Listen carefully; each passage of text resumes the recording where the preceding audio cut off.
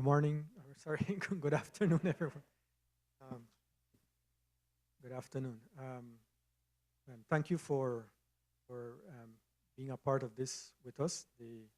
Um, I'm Christopher Coy, the Minister of State in the Ministry of Finance for Belize. Um, I will be speaking about projects that relate um, to Belize, specifically projects that we are working on from a PPP standpoint. The um, the concept of public-private partnerships in Belize um, is not an old one. I think the first PPP in Belize really was introduced um, roughly a little under 10 years ago with our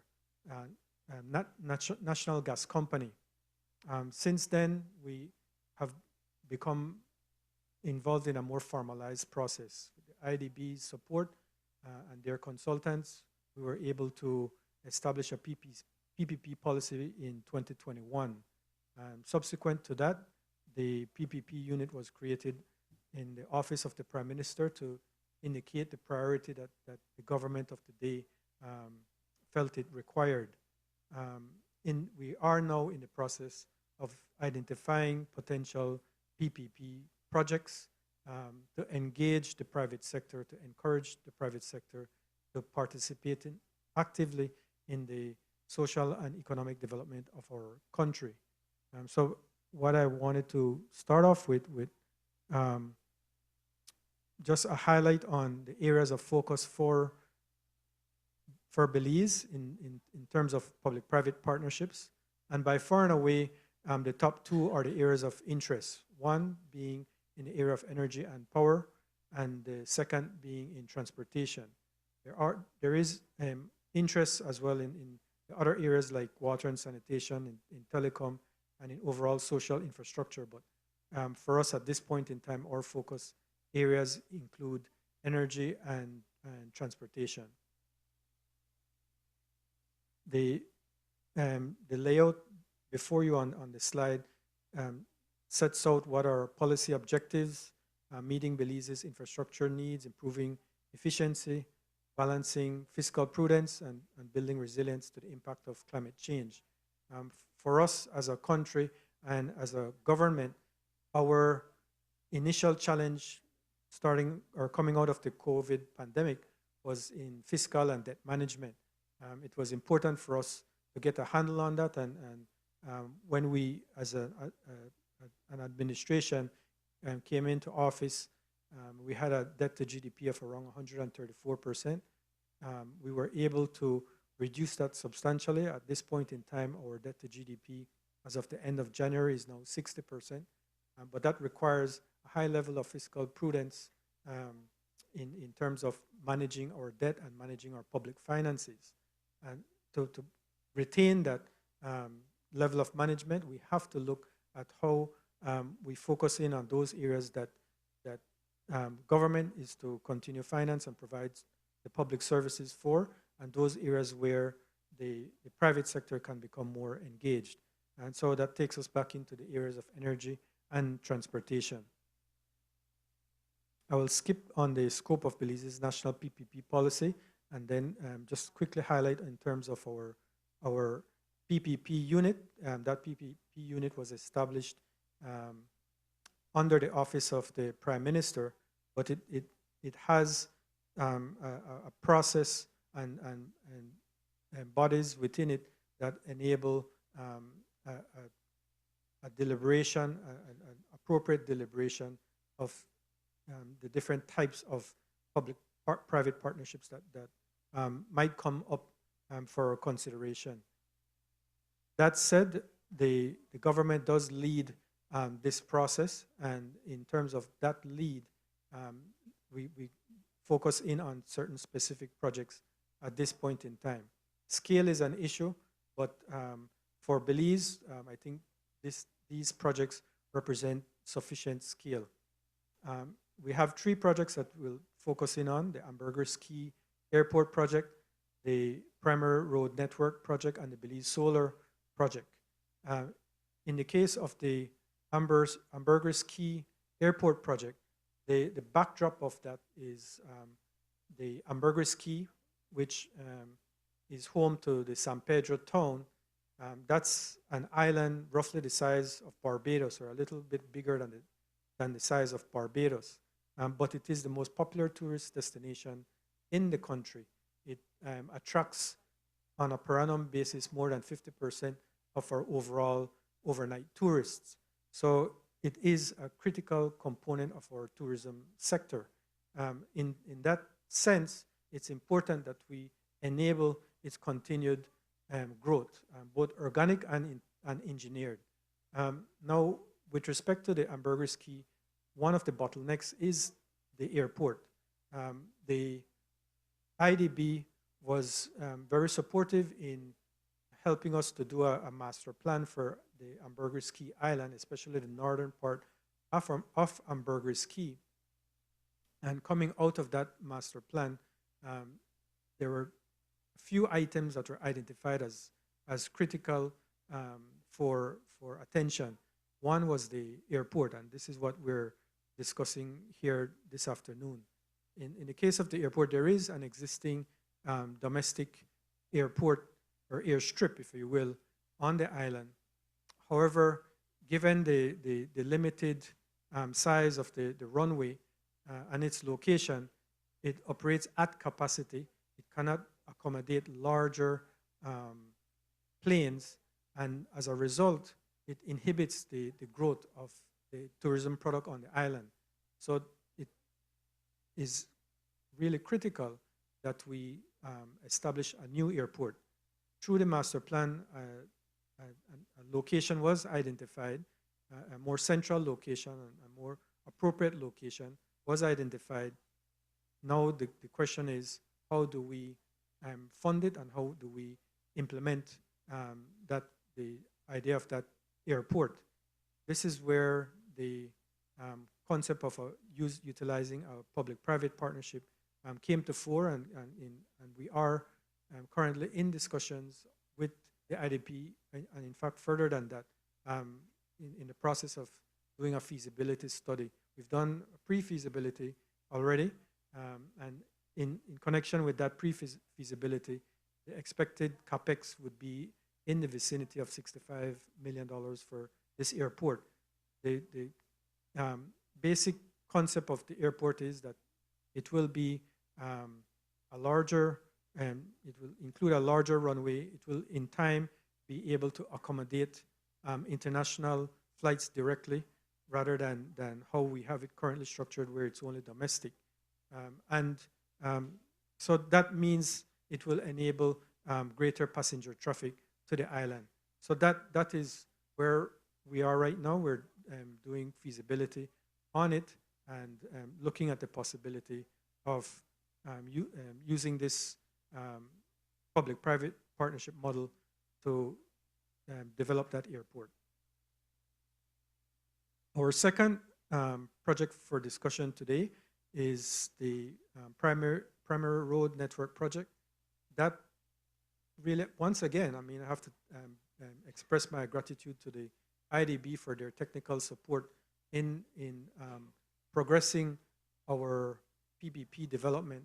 The National Transportation Master Plan identified certain weaknesses within our transportation network, and one of those weaknesses was the quality of the product, the quality of the road works that was being done and that is still being done. So we wanted to look at a more incentive-based structure for development of continued development of our road network. And it is in that context that we had discussions on the CREMA contract. The CREMA contract for rehabilitation and maintenance of roads is something that I understand is prevalent in other parts of Latin America, including in Panama.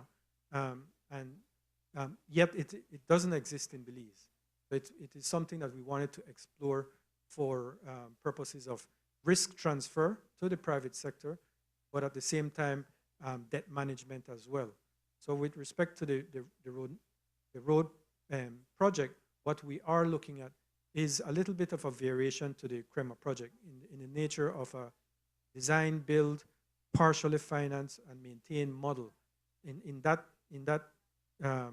type of model, what we're looking at is a partnership between the government and the private sector, where the government does play a role, particularly in relation to the capital works and the initial construction works or rehabilitation of the relevant part of the highway, and then the private sector playing a bigger role in some of that capital works, but also in the maintenance of the highway.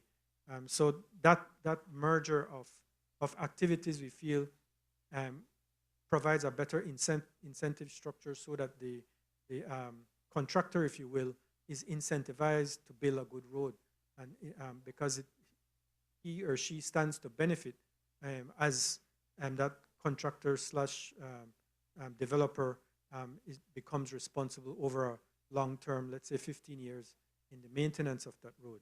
So that is a second project that we are exploring at this point in time as a PPP type model. And finally, is the Belize solar project. That project arises out of Belize's challenges in energy security. Belize imports over 40% of its electricity from Mexico. So we are subject to the whims of Mexican demand and supply. And over the past couple of years, we have suffered the fallout from that level of vulnerability. And so it becomes all the more important that we look at achieving energy security at the soonest possibility. It also serves the purpose of reducing our foreign exchange outflows, because in importing electricity, that's a direct outflow for us. If we domestically generate, then we save on that continuing outflow. In addition, Belize being a conservation-oriented country, in fact, tied into our NDC goals, we do look as well at how do we increase our renewable energy capacity. The goal, the objective being to increase to 75% by 2030. So those are the objectives we see that the Belize Solar Project can provide for us. And in that sense, we have developed this project.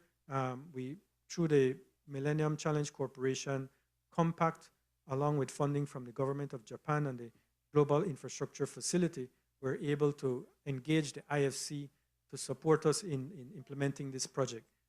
We are in this phase of due diligence at this point in time. We've done site selection.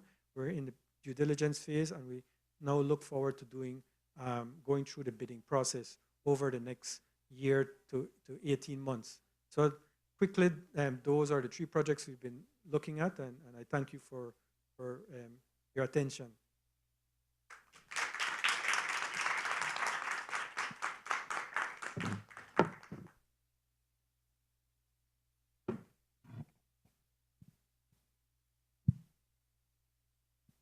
All right, good afternoon, everyone. I bring you warm greetings from a beautiful island of Jamaica.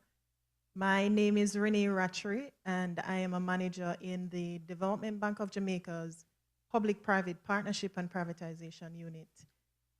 Let me first start by saying thank you to IDB and the PPP Americas team for this opportunity to outline some of the projects that the DBJ has been working on, as well as PPP and privatization projects that we would have completed.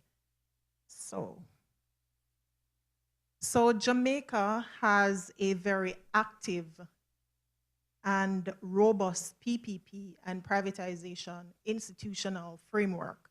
From a strategic level, the Cabinet of Jamaica make the final decisions on all PPP and privatization transactions together with the Public Investment and Management Committee, as well as the Privatization Committee of Cabinet. DBJ act as transaction managers as well as regulators, which give oversight for the PPP program together with gateway reviews from the Attorney General's chambers as well as the Ministry of Finance PPP unit. Now, what are some of the P4 program objectives?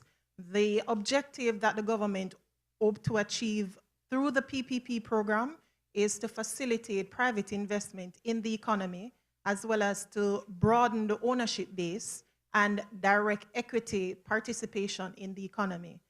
Another objective that the government hope to achieve from the program is to support the government's fiscal debt management program, as well as to monetize non-core assets, allowing the government to focus on more social services and those kind of activities.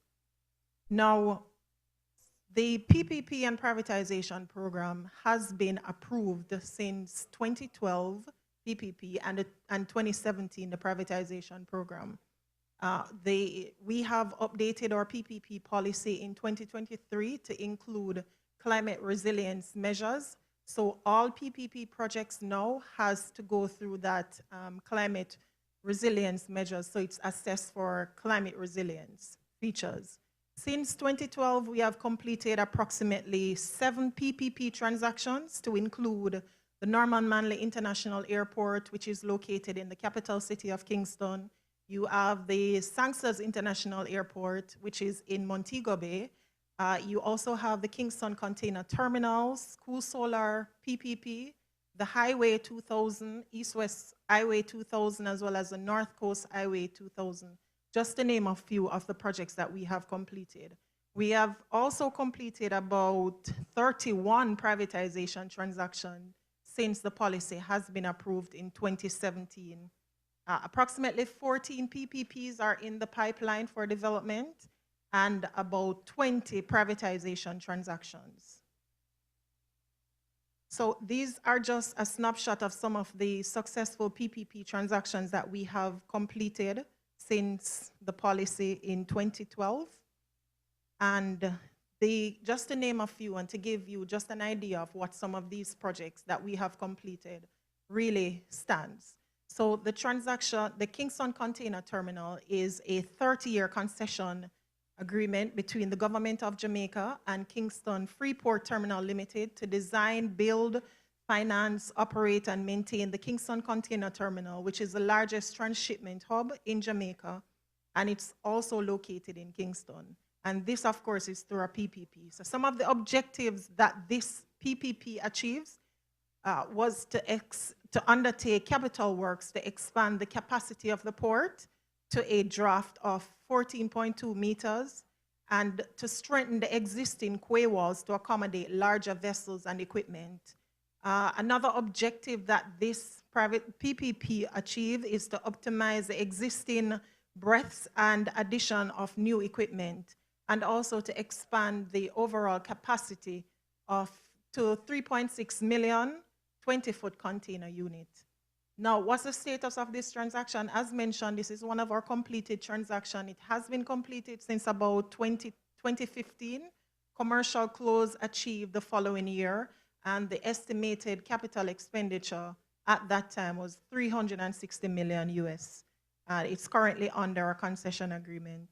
The Norman Manley International Airport is also a PPP transaction that the government has completed, and it's a 25-year concession to develop, operate, and maintain Jamaica's second largest international airport, and it's also located in the capital, Kingston.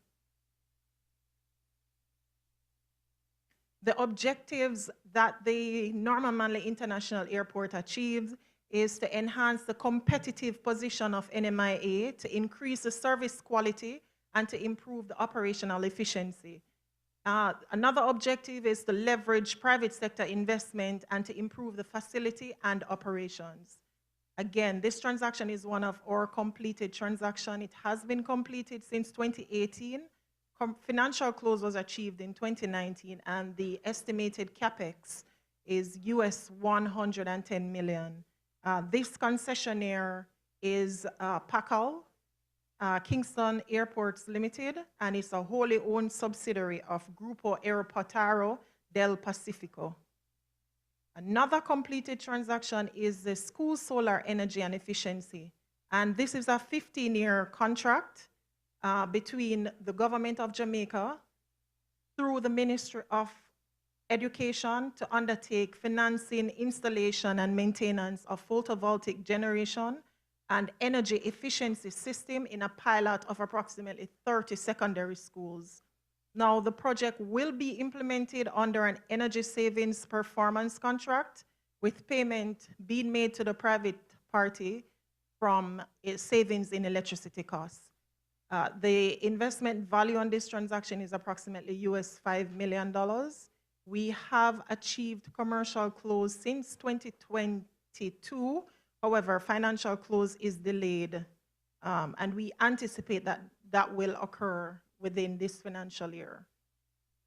Now, another PPP is the Rio Cobre wastewater treatment plant, and it's the government of Jamaica through the National Water Commission, which is a primary provider of potable water in Jamaica, enter into a water purchase agreement with Rio Cobre Limited to implement a 5 million gallons per day water treatment plant in the Rio Cobre area to augment the water supply within the Kingston metropolitan area. Now, if you can understand, Kingston is Jamaica's largest capital, and so most of the residents or citizens reside within Kingston, and hence, there is demand for these services. The investment value on this transaction is approximately US $92 million. The status of the transaction, we have achieved commercial close in 2022, and financial close was obtained just December of 2024. I'll speak to you about some of the programs that we currently have in our pipeline that you can look out for. All of these transactions are currently, or most of them are currently, at the business case phase, and I'll speak also on other projects that you can anticipate. Now, the first one I'll speak about is the Integrated Solid Waste Management, PPP. And the government understands and identifies that solid waste management is a major challenge in Jamaica. And the government has taken the necessary steps to seek private participation through a PPP agreement. The government aims to address the overall challenges of the system, from waste collection, sorting, transportation, recycling, and waste reduction through waste-to-energy facilities and disposal in sanitary landfills to ensure, of course, sustainability and compliance with international standards in solid waste management. Now, where are we in this project? We're currently at the business case phase. We hope to achieve approval of the business case within this quarter.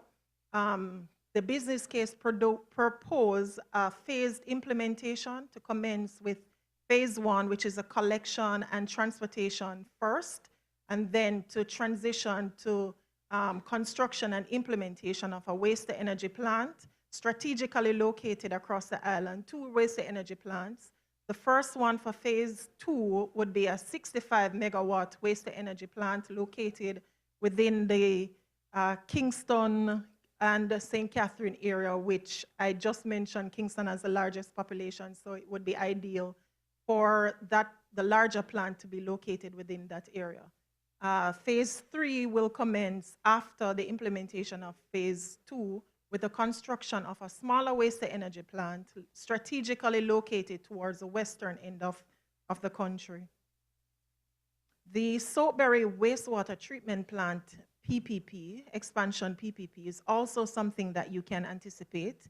The expansion of wastewater treatment capacity for the greater Kingston metropolitan area by increasing the capacity of the Soapberry wastewater treatment plant. And also, one of the objectives is to upgrade through technology modernization the Soapberry wastewater treatment plant to ensure consistent compliance with the National Environment and Planning Agency environmental regulations. And another objective is to improve the capacity and the ability of the plant to adapt and to be resilient to climate change, inclusive of climate change mitigation via the introduction of new technologies. So where are we with this project? We're currently at the business case phase. The investment value is estimated to be between 100 to 150 million US dollars. Now, another project in our pipeline is the Ministry of Justice Judicial Court Complexes, and it's the government intention to develop new judicial complexes in the parishes of Manchester, St. Anne, St. Catherine, Trelawney, and this where the modality for this transaction is a PPP. Where are we in terms of development? The Manchester, St. Anne, and St. Catherine are currently at the business case phase. The Trelawney Judicial Complex, we have just completed a procurement process to engage a transaction advisor to develop the business case for this transaction. Now, other PPP opportunities that you can anticipate, while these are at the preliminary stages, we can anticipate, more social services, PPP, within the government program, and one of them is the Greater Bernard Lodge development. Now, the government, on this project, the government aims to develop a municipality within the Greater Bernard Lodge area, and of course, this is a part of the government's thrust to build approximately 70,000 residential units. Now, with all of those development, there will be need for social services, and so the government aim is to build out these social services, and the intention is to do it via PPP. So where are we in terms of that? We're currently developing a feasibility study to explore a suitable modality to develop these social services. And these social services include schools, police station, fire station, and health facilities. You can also anticipate more opportunities in school PPP, and the government is also exploring the opportunity to develop PPP in the education sector. It's still preliminary stage, and that's some of the things that you can anticipate. Also, there is intention to develop and build a third international airport. While the stages are at the concept and it's preliminary, you can anticipate to hear more about those social services, PPP. And that's it for my presentation. Should you require any additional information on these projects, as well as other projects that I may not have mentioned, you can scan the QR code on your screen, and it will take you to our investment booklets, again, to see more projects in our pipelines. Thank you.